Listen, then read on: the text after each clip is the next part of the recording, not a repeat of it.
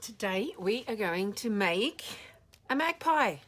We're going to create a little piece of art featuring a magpie, just like the one on the cover of the book by Pamela Allen called Waddle, Giggle, Gargle.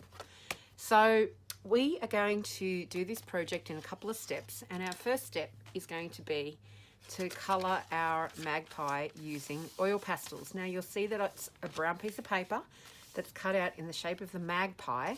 He doesn't have his beak yet because we're going to be drawing that later on when we stick this down onto our final piece of paper for our final artwork, and that's where we will draw his legs and a branch as well. So for now, we're just going to have a quick look at where the white markings appear on the magpie.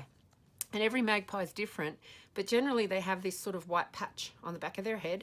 They have a bit of white on their wings, and they have a little bit of white on their tails. So we're going to colour those white patches first, and we're also going to give our magpie a nice eye so he can see what he's doing, and then we're going to colour the brown paper with a black pastel for the body of our magpie. So our goal is to cover up all of this brown paper that we see.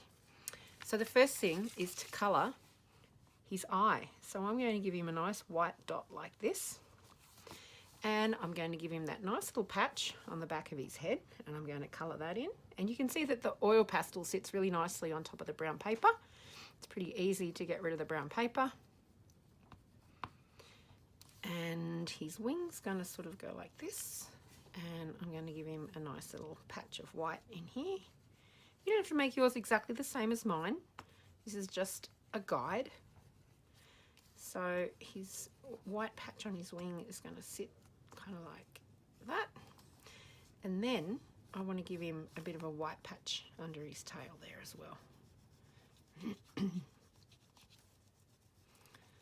So the most of the magpie is black, but it is easier if you do the white part first, because then you can come in around where you've coloured with the white with black.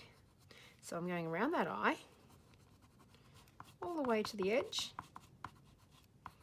If you have a little bit of brown paper showing, it's not a big deal, because once we stick him down on our paper, we will be able to paint over the top of it and get rid of all of the brown paper.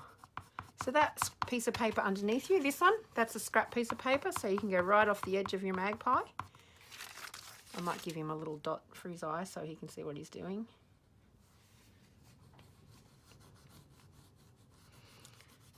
So we are just going to colour our magpie around the white patches.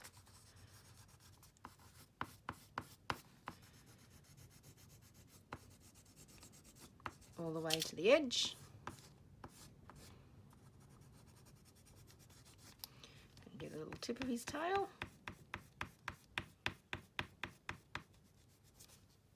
And you can spin your magpie around to make him a bit easier to reach the spots where you haven't coloured yet.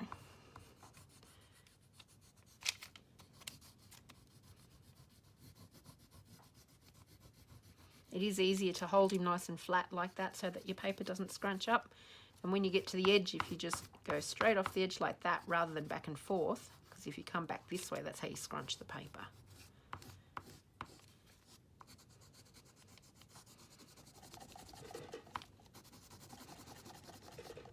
So there he is, my black and white magpie. But he doesn't have a beak yet, and he doesn't have any legs. That is going to come in the next step. So I'm just going to leave him there like that for now.